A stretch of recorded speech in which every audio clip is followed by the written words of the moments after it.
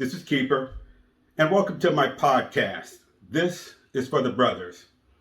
Up until this point, every episode of my podcast has been audio.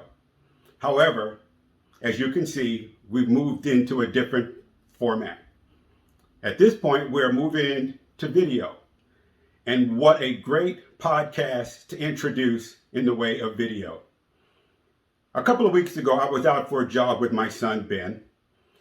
And he started asking me questions about my past and about the book. And he started asking me things I hadn't considered before.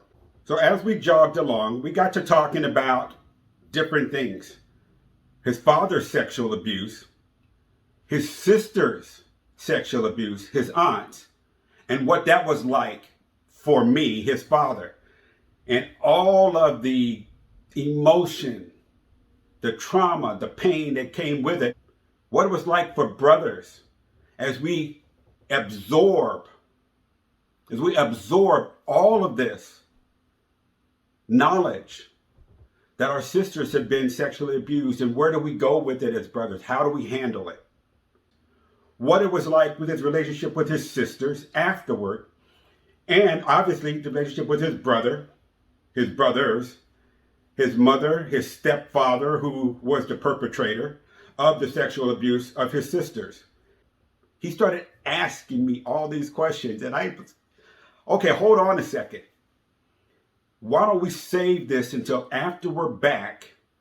Because this is going to make a great video podcast. Not an audio, but video. People will get a chance to see us. They'll be able to see our face, be able to see our emotions, and see what we go through. More importantly, what I went through as he was hitting me with these questions. And so I said, you know what we need to do? Let's just stop talking about this. And when we get back to the house, let's just put together our cell phone cameras. And let's try to do a interview type situation with that. There'll be a camera focused on me, a camera focused on you, and we're just going to let it go. I don't care that it's not the best equipment. I don't care that it's not the best setting. What I care about is the information. What I care about is that people hear what it is you're asking me, what I'm answering, and what the conversation is all about. It's always about the conversation. So, this is a conversation with my son. In the subsequent weeks, there's also going to be a conversation with me, my son, and my older brother. With my older brother, it will be the first time that we sit down and really talk about what happened to our family. My son Ben will be there because he's obviously going to bring a different perspective, a younger man's perspective of watching his father go through things, watching his uncles experience things, as well as his aunts experience things.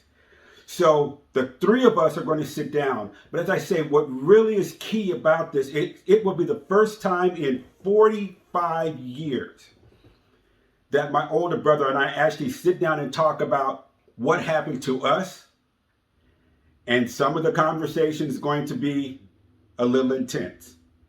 And some of it's going to be warm and fuzzy. After that, I just got confirmation from one of my sisters that even she is willing to sit down and talk to me and do a video podcast about what it was like for her, what she went through, how she reacted to her brothers, and the years that passed when we didn't talk to each other, how we came back together, and how brothers and sisters are so key as allies in helping each other get through the trauma that is child sexual abuse. But I hope you take back something concrete, and that is this. If nothing else, it's this. It's all about the conversation. You can surmount any challenge in front of you, especially those that are most important to you that involve your family. You can overcome all of that with conversation. As my son said to me, it might not come in the time that you want it to. It might not happen in the way that you want it to happen, but the main thing is that it happens. So sit back and enjoy this conversation between me and my son, Ben. For me, it is the unexpected conversation with my son.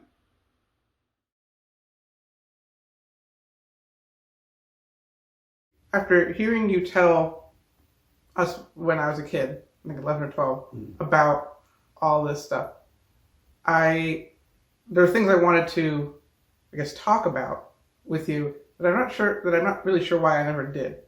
But So is this about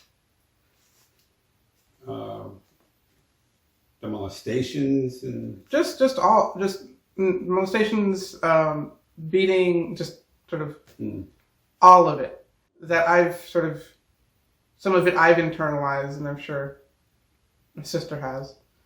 There's some things I wanted to talk to you about. Okay. Can I ask whatever you want? Nothing's off the table. I'll give you what I got. Okay. But I will say this, I am happy that you would take this time and have this kind of interest to sit down. I think we can, as a father and a son, explore some things that may help some other young men, other black men, and as you being mixed, we can cross some generational and racial barriers here. You and I were talking about this a couple of days ago as we were out jogging. It's the type of talk or questions I wish I could have asked or someone would have asked me. Because as you know, once everything happened, no one asked us brothers anything. So when you first told us this, I think I said 11, 12 years old, obviously it was earth-shattering. It changed the way, for me at least, how not only did I view everyone in my family, but it changed how I viewed everything else as well. But I'd say to a much lesser extent, you mentioned this in your book, that you felt sort of hamstrung or locked, sort of in a room with all of these thoughts because nobody spoke to you about it, and how you should feel, I told you you're not allowed to talk about it. And so to a degree, I feel like I felt that as well. Sort of like, well, I'm a guy, I'm a generation removed from this, but I definitely have feelings and emotions, but I don't feel like I'm allowed, this didn't happen to me, so I'm not allowed to talk about it, even though still a generation removed, it affects me. Oh, I see. But I say at the same time, you talking about it really opened up a lot. Do you think, or did you think while you were telling your children this stuff, that you were saying it just sort of as, this is information you need to know, or this is information that's going to change you? As I was telling you, it was information that I felt you needed to know, so you'd be aware of what's out there. Obviously, nothing like that happened to you in our house. To my daughter, it didn't happen to your sister. None of it happened to you. But what I felt at the time, and I continue to feel, is that it's information that you need to know what's out there. So as you got older and had children and relationships, to be aware of how the dynamics of a parent and their child can change in a matter of moments. I knew at the time that you were probably too young to hear it, but I just thought that you can't know the information soon enough. And it was also an opportunity for me to share some of the things that happened to me in a very personal way with you guys. Mom was all for it.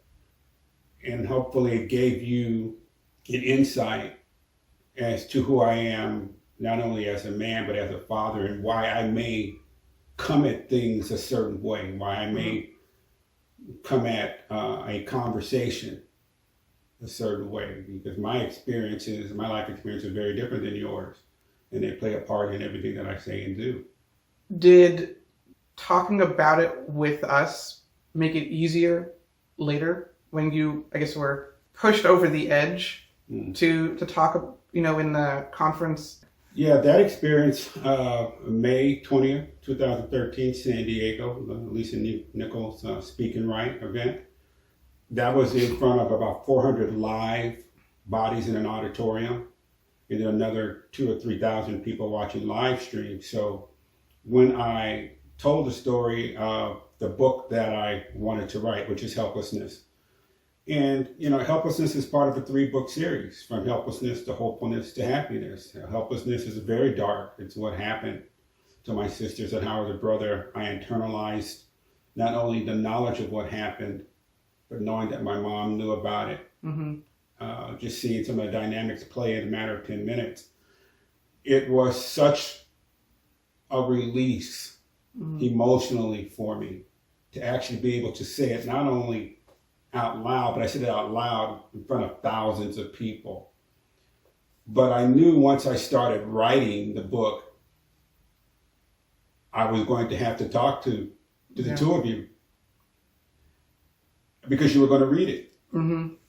And I also needed your help emotionally to get me through what I knew was going to be a very difficult and dark period for me, and to get you guys to understand, as I'm writing this, I may go to a different place. I may become quiet. I may become sullen. I may become sharp. Yeah. And I may become distant. It's one of those things that I told Mom that as I do this, I am going to go to a place I haven't been before. And it will have an impact on us during the time that I'm writing it. And I knew it was going to have an impact on YouTube as well. But if I was going to get through it, I needed to tell you guys. So, it was very much on my mind that you guys would be there to help me through this, because I know I was going to want to share parts of it, but in order for you to understand what I was sharing, you needed to know what I was talking about, what the basis of it was, where that was coming from. Do you ever think about if things would have been different if you'd learned about it in a different way? Well, the way we learned about it, 12th Avenue, 1977. We are days away from signing this contract with Motown. And so we're excited. We know it's coming. Eventually, what ended up happening was Motown had brought in a new president right before it was time for us to sign. And this guy put in a sweeping moratorium that put a halt to all new signings. But prior to that, we know we're days away. We're just waiting for our manager to say, okay, this is the day. So on this day in 1977, there was just this energy going around the house between my oldest sister, my second oldest sister, and my mom. It was like a buzz of bees, angry bees, doors slamming, people screaming. You could hear them when I'm upstairs. And how we found out, because at that time, the boys were the only ones who didn't know. Even my two younger sisters, the twins, they knew. But at that time, I didn't know that they were victims. Yeah. We were called downstairs. I just remember the names being shouted out of us, boys, come downstairs. There's going to be a family meeting, my oldest sister. So I come downstairs, go into the living room, and my three youngest sisters are sitting on the couch, the far end of the couch. Now, they always talked. Yeah. there was always them talking and laughing and joking. But I walk into the living room and they're huddled in a corner. They're not saying a word, which was very odd. And as I walk into the living room, which is has this archway that you come into, my oldest sister is just pacing back and forth. She's angry about something. Okay. She was arguing with her mom. It wasn't the first time they had an argument. And we go in, and I go in and sit down at my other brothers. We all arrive. And I will never forget it. My mother walked toward the far end of the room, was sitting in front of the window. Very stoic. And my mother's a very energetic person. Mm-hmm. You know how your grandmother is. Bubbly, always something. But she was stoic. She'd say a word. And, whoa, okay. Then my stepfather comes in and he sits down in this recliner. Okay. No one's saying a word, but my oldest sister is so incredibly agitated. She's just walking back and forth. So my stepdad, he sits down, he just puts his hand in his head like this. What is going on? This is not the conversation I'm expecting. You know, we're about to sign this contract. Yeah. And within 10 minutes, we were so incredibly tight.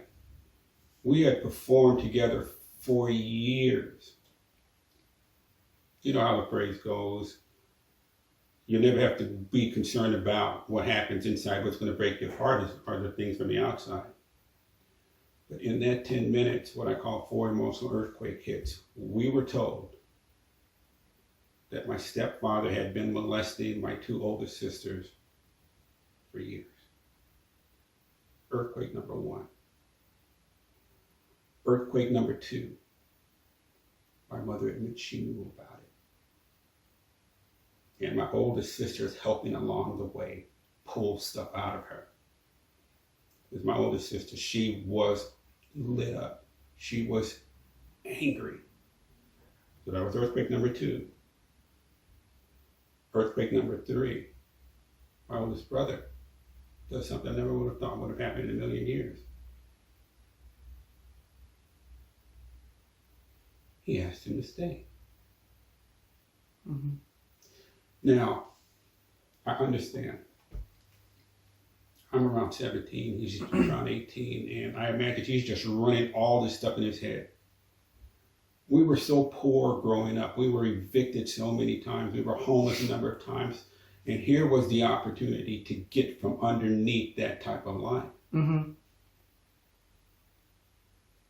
And knowing my older brother like I do, he's thinking, okay, he's trying to calculate everything because the person who helped him the most was not directing him on what to do next, and that would be my mother. Mm-hmm. She gave us nothing. So that was earthquake number 3.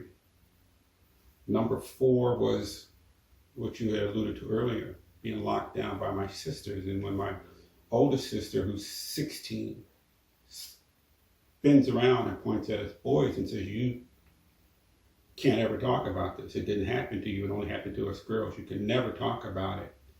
That was number 4. Mm-hmm. Because as a brother, no one asks us anyway. Yeah. At any time, how do you feel? Do you need to talk? But when the people who you need to talk to the most, who can help you the most, then spin around and tell you you can't talk, you're locked down for a 4th time. And the entire family broke apart. Did your sisters ever talk to you guys about it or talk about it around you guys afterwards? No.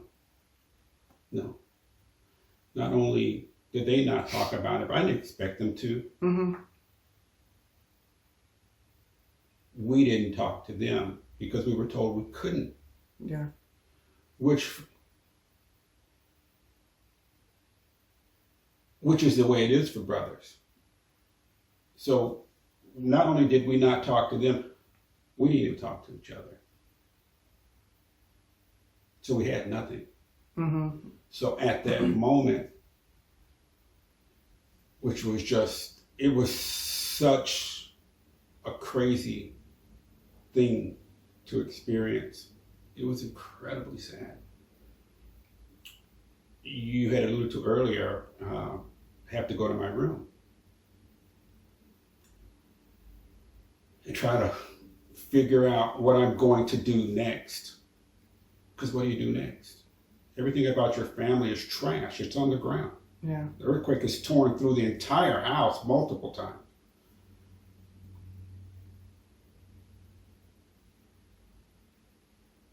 I didn't know what to do.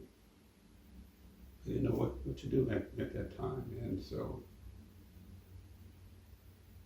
just lost, alone, isolated. Mm-hmm. Well, my older brother, my mom was his ultimate hero. Mm-hmm.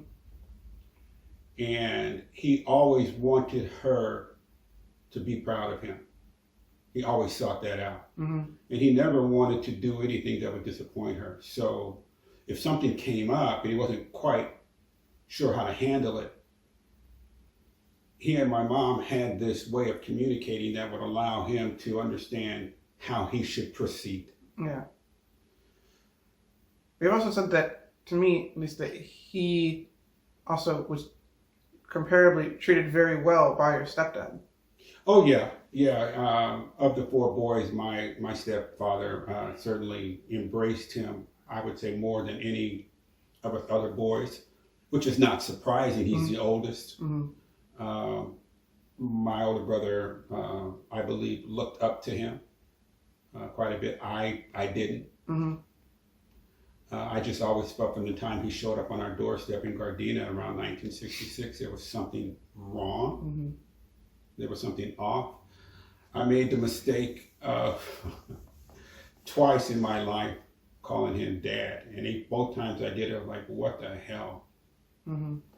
You know, otherwise he was just, I never really called him anything.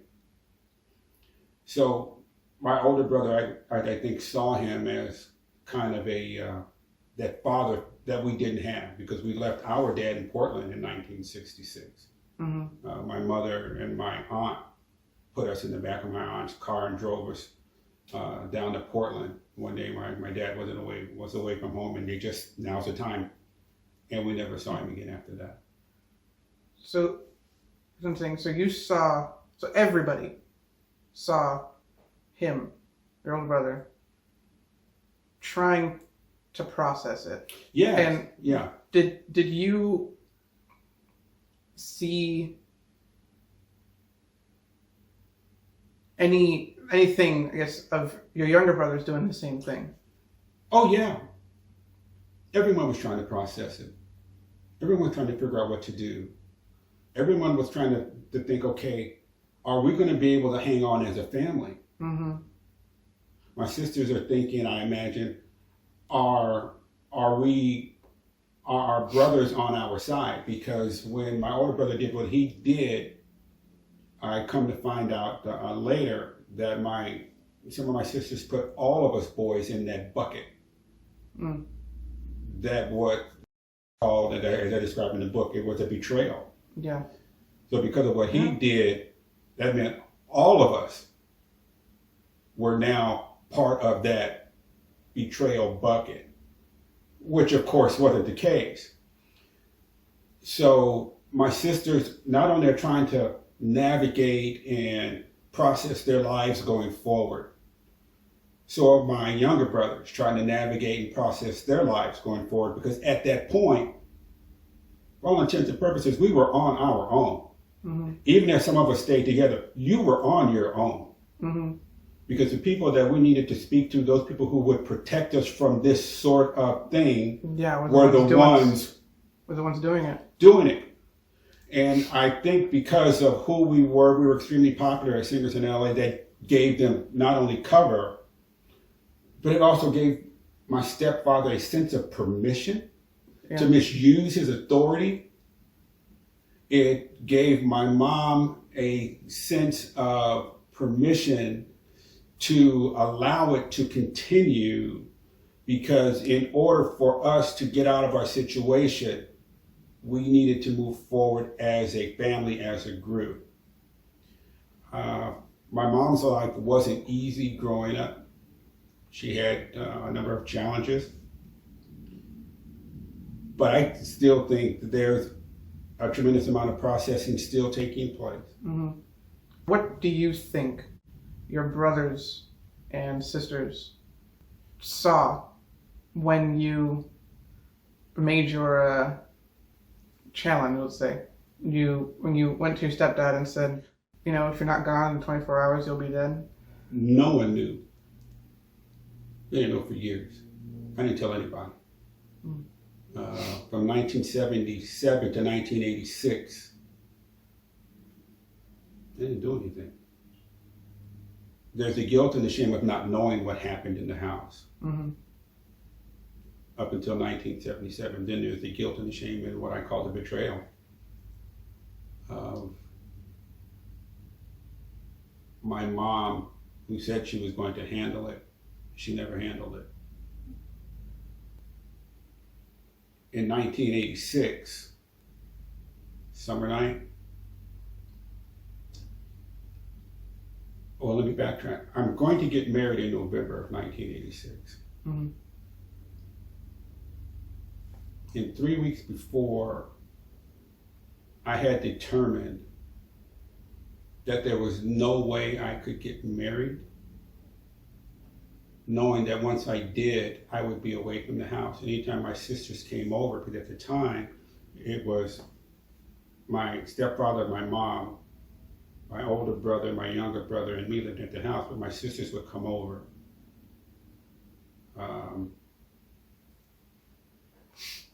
But I couldn't get married and then leave the house knowing that my sisters would come over, even just to see my mom, mm-hmm. and he would be there. And who knows what he would do. So without telling anyone, I had determined that in order for me to get married,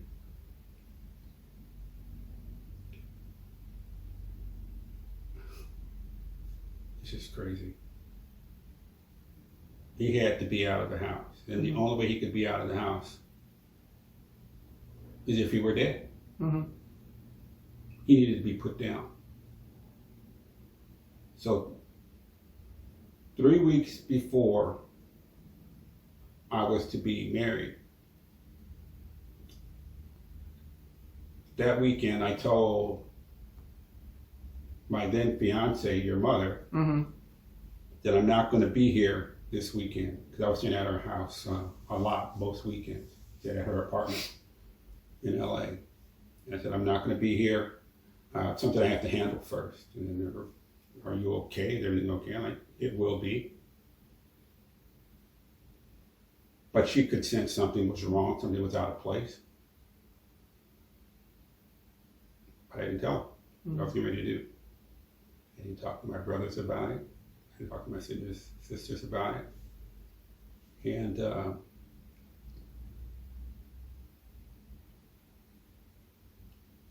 I went home and we played a lot of sports growing up. So there was this Louisville Slugger bat. Mm-hmm.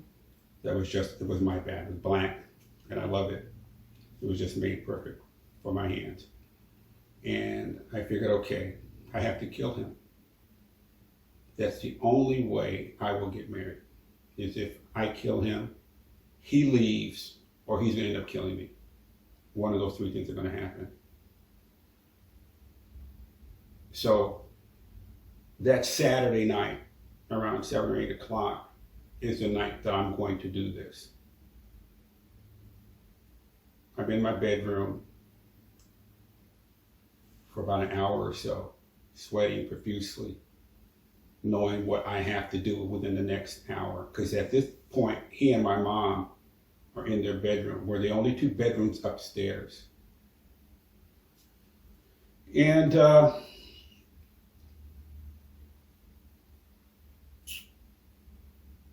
ready to stop. I'm ready to quit. I'm ready to say, no, I can't do this. But each time I would, the memories and the images of what I imagined him doing to my sisters would come up. And then I find the courage again. Mm-hmm. Then I start thinking about it like, oh, then I remember my sisters. Yeah. Then I heard their door open. Showtime. He comes out, I open the door, it is time to confront him and give him the ultimatum, which ultimately was, you have 24 hours to leave this house.